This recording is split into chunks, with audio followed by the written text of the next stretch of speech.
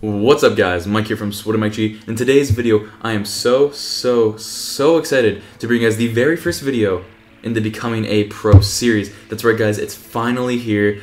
Your answers have been, your questions have been answered. And in today's video, when you finally click away, you will be a better person and player because of it. So, in this video guys, we're going to be covering the best kept secret in the competitive CR community, and that is journaling. Now, this is something I don't think every pro player does. In fact, I would bet a significant amount of money if I was able to on that fact.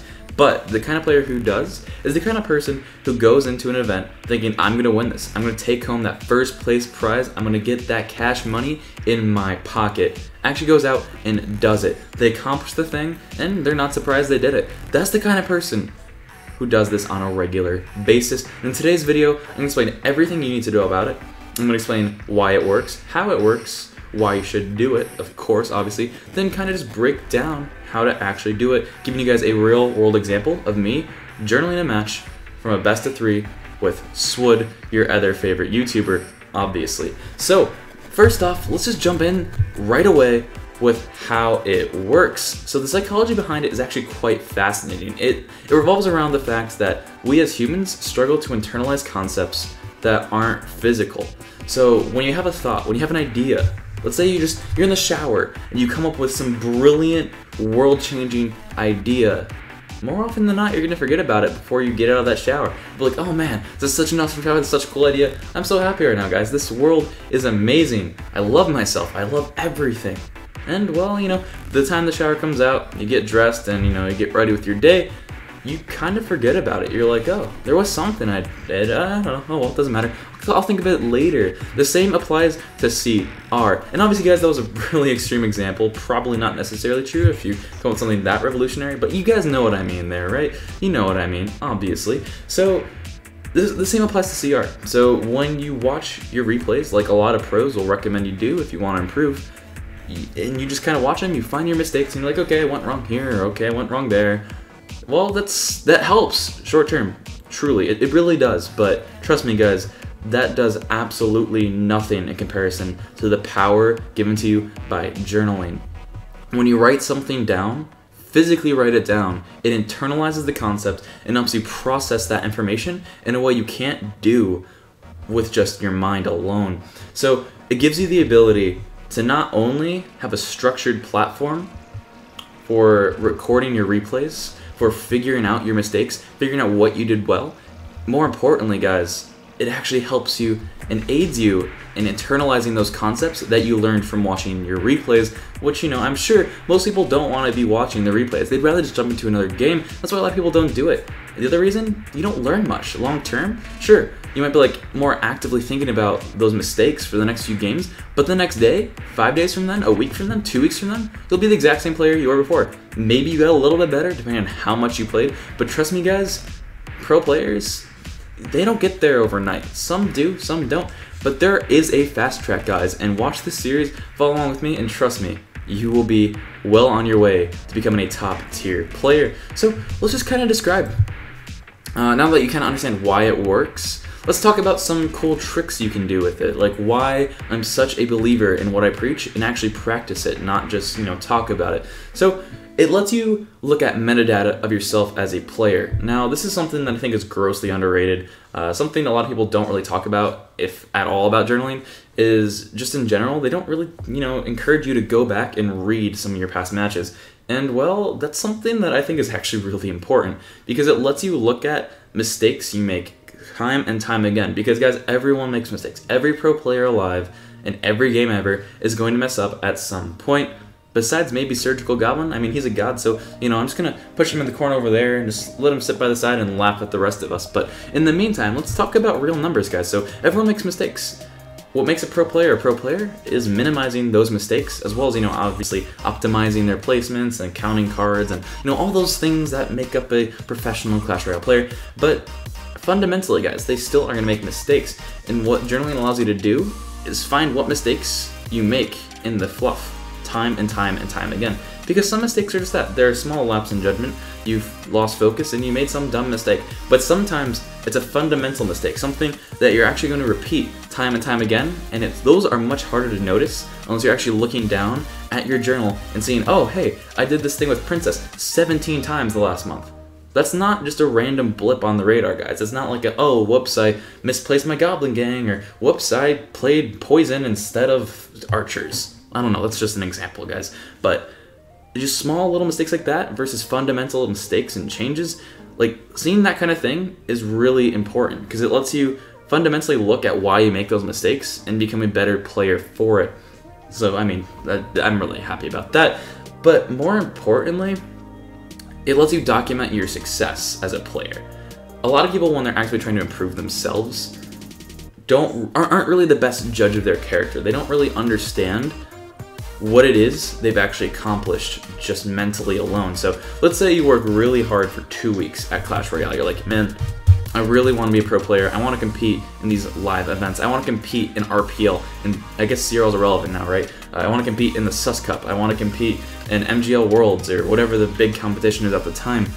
How do you get there? How do you go from point A, which is casual player, to point B? Most people are like, yo, hard work. That is the solution. Guys, obviously it is, but you don't have to put in as much effort as you really think you do if you practice correctly. If you train the right way, you'll be surprised by how much time you can save and how fast you can see results. And that's something I think journaling really allows you to do. You can go back a week. You journal every day, best of 5 every single day for an entire week. Look back, see what you learned that week. I promise you guys, you'll be impressed. You'll be like, okay, so what did I really learn this week? Let's go to player A. He journals. He journals every single match. Not every match, sorry. I'll explain how it actually works later. But he journals his best of 5 every single day for a week. He looks back at the end of the week. He's like, yo, man, I actually learned a lot. I learned technical placements for XYZ card. I learned how to properly defend XYZ. I learned the proper placement of X. I learned how to count 1 card in a cycle, which is how you start off, by the way. Most players don't just naturally understand how to count all 4 cards in a cycle simultaneously. It's something you build up to. Trust me on that. So, it's something you can actually look back and see, and it builds your confidence. It builds your ability to be like, yo, I can actually do this. It builds that internal fire. The human spirit is an amazing thing when applied correctly, and this is something that journaling lets you truly visualize and experience. Whereas the person, A, who's just kind of chilling there, working hard, putting in 4 hours a day, playing Clash Royale, and, playing friendlies and doing whatever. By the way, most people don't actually play friendlies, but if you aren't going to journal, at least play friendlies. They are much more helpful than just random ladder or GC matches. So, sorry, I'm getting a little sidetracked here. That's not the point. I can guarantee you, 2 weeks later, he's going to be like, yo, what did I learn? He's going to think about it. He might think of 1 thing. He might think of 2 things. He might think of 3. And yes, player A and player B both probably learned a decent amount. But player A is going to actually understand that they learned, and that fire is going to continue to burn. Player B is going to be like, man, I didn't learn shit, or I didn't learn a lot, and I put this much time, this much energy, and I'm only here, and they're going to give up. On top of, the fact that the person who journaled was able to learn at an exponentially faster rate, so the results are significantly more shocking. But we don't worry about technicalities out here. Just don't be player B. Don't be the person who wastes 1,000,000 hours in this game and doesn't actually see improvement. Be the person who is more effective with their time and actually manages to become a better player. So let's talk about, now that we've talked about, why I'm such a believer in it, let's talk to you guys just a little bit about how you actually do this. So, well, I think just showing you guys might be the best option here. Alright, so I'm going to go ahead and pull up those replays in the background. Hopefully I still can. Oh, Lord. What replay did I choose to watch? I believe it was this one. I played Expo against a Graveyard deck, and, well, I'm just going to kind of pop up the video right down below. By the way, short plug, my Facebook friend code is officially live on Twitter. Go follow me there, and if you're following me and you send a friend request on Facebook, I will accept it, and, well, maybe you'll pop up in a video from time to time. And more importantly, maybe you'll get to see my beautiful face in more than just 3 games a week. Well, regardless, let's go ahead and, if you will, pay attention to the bottom portion of the screen right below my beautiful, beautiful face. So, if you can see, there's a pretty sexually charged notebook on top of a rather aesthetically pleasing pen and a pale pasty arm. Pale pasty arm. Wow. English, man. Sometimes it's challenging. So, Right now, I'm just writing down the generalized format of, like the outline, if you will, of, you know, the journaling session. So what you want to do is you're going to want to go ahead and write down some general stuff before you start your match. For example, my deck, his deck, goals, outcome, what did I do well, what could I improve upon, did I accomplish my goals. So there are a few things in here I really want to get into detail about and talk about. So I'm not actually going to commentate on the game or why I wrote down what I did, but what I am going to do is talk to you guys exactly how, like teach you guys and walk you through exactly how to do this. So you guys can go home right after this video if you're not already. Go ahead and immediately just jump right into this and try it out for yourselves. So for starters, one thing I really want to talk about is positivity. Now positivity is absolutely key. You need to be positive, guys. If you're not positive during this experience, you are going to fail. It's not going to work, and well, it's not going to be, well, okay, that's not true. It is still going to work, it's just not going to be as efficient or as effective, and it'll take you longer in the long run, if that makes sense. Probably could have phrased that better, but we don't worry about stuff like that. So let me just break this down for you guys. Positivity equals key. I don't know how much simpler I can put it. Just internalize that. Make positivity your thing. At least for journaling, even if you're just not a positive person, focus on positivity. Put everything in a positive light when you write it down. The reason for this is, well, let me give you an example. It might make it easier to understand. Let's say you break your leg. You fall off a skateboard. You skin your knee, you hit your head on the pavement, whatever the case may be. Do you really want to remember that? You probably are going to, because it was a very traumatic event, but you're not going to enjoy the memory, so more than likely you're not going to think about it all that much. Now let's go to a different event. Let's say you're at a circus, or an amusement park with the person you love, or the people in your life that are important to you, and you're just hanging out, eating ice cream, having a good laugh over some little joke or whatever. Which one do you think you're more likely to enjoy? Which one do you think you're more likely to internalize and really remember and look back at? More than likely, you're probably going to think that, you know, whatever event was entertaining and fun to you. So try to keep journaling in the same light. You don't want it to be negative, because then your mind is going to have more trouble storing, encoding, and retrieving the information, which is overall going to make it a much longer and more challenging process for you as a person. Whereas if it's enjoyable and in a good light, even if it is a negative aspect of what you're writing, you're more likely going to actually write down about the situation. So let's just jump into this game, and you guys can watch me take on Swood in some live gameplay, which, as you see below, I'm currently journaling. So this is going to be a little behind that, but I do pause the video quite often to write stuff down, so it does end up evening out in the end, hopefully. I might have to eat my own words on that eventually, but the idea behind this is pretty simple. Analyze the replay, pause whenever you notice anything, write it down. And a few things here. So for positives, for example, that fireball right there was pretty lit. I wrote that down. I did a similar fireball of incredible value twice during this game, and I wrote it down twice, 2 different times. I just did a little check mark each time, or a little tally. It's up to you. You can do whatever one you want. Just physically write it down somewhere, somehow. And the idea behind this is you want to just overwhelm the journal with positivity. So as many good things that you consider to be good plays for you. Doesn't have to be great plays, doesn't have to be the perfect play, doesn't have to be perfect mechanical placement, doesn't have to be absolutely phenomenal, doesn't have to be what a pro would consider a god tier play. It just has to be, for you, what you consider good. Write it down every single time, guys. That's absolutely important and absolutely critical to this process. Now, for what you can improve upon, put a limit on this. Put like a stop order on it, kind of like you would in marketing, and just go ahead and don't write too many down, even if there are a lot. So you're going to want to put an order of 5, 10, no more than 10, somewhere between 5 and 10. Pick a number, any number, whatever you feel most confident doing, and keep that as your stop. Do not go over that stop. That is critical. You don't want to write too much negativity, even if there's a lot of negativity in your game. The idea behind these are you're playing against people who are at your skill level or better. So more often than not, you are going to lose, especially because your goal is not to win, which is something I'll be focusing on very shortly here. But you are going to make mistakes because your goal is not on the gameplay, unless that's your actual goal. Your goal is whatever your goal is, and you are only focusing on that goal. Winning or losing does not matter. What you want to do is actively be thinking the entire time about ways to accomplish that goal. And you're going to do that as many times as is necessary to internalize and understand that task. It doesn't matter how many takes, it doesn't matter what you need to do. Just internalize it. Make sure you accomplish your goal each and every time you set it. So don't make it unrealistic, make it something you can actually go ahead and do. For example, in this game, my goal was to count one card in a cycle at all times, so keep track of one card. I chose to do Ice Golem because it was the card that most directly impacted my push, i.e. Expo. So just keep that in mind, identify a card if you're doing it like that, pick one card, just try to keep track of one card at a time.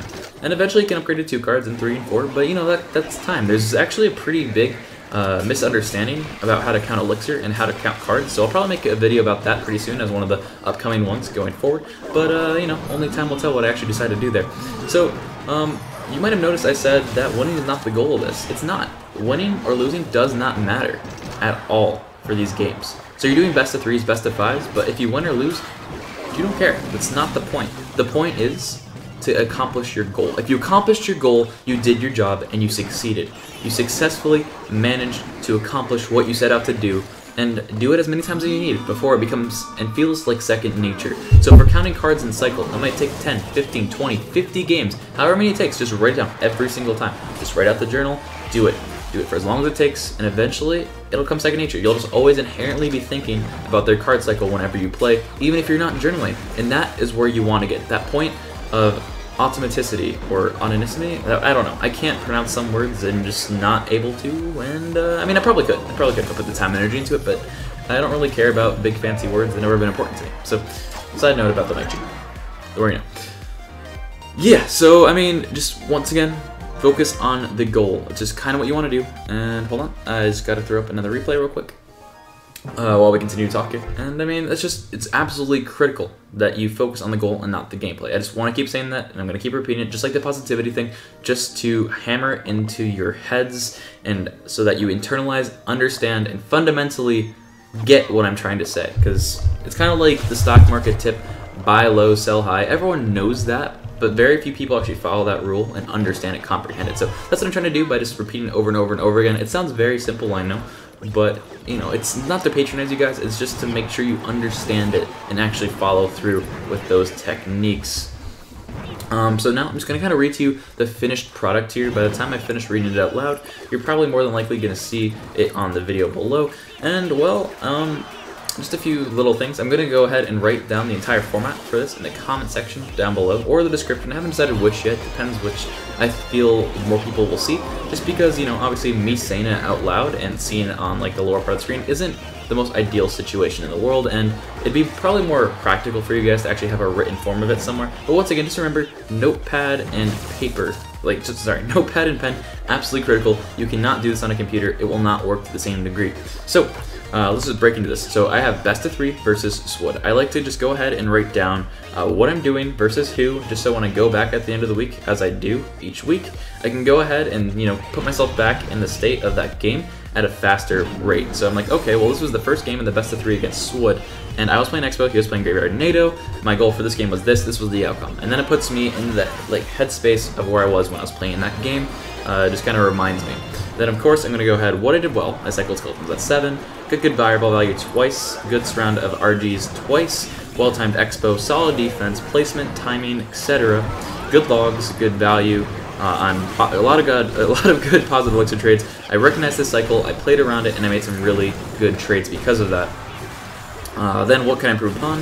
Defend Expo better, learn proper graveyard defense, deal with huts more effectively, more Expos overall, and better long-term endurance for elixir management.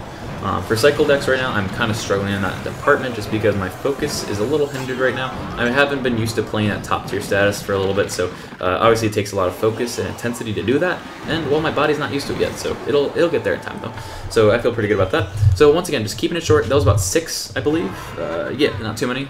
So once again, you just really want to put that stop order on it. You don't want to go do too many negatives and just focus on the positives. So then finally, did I accomplish my goals? In the beginning, no. I played in semi-autopilot. I wasn't really paying attention to the game as much as I should have, even though I was in the headspace to play.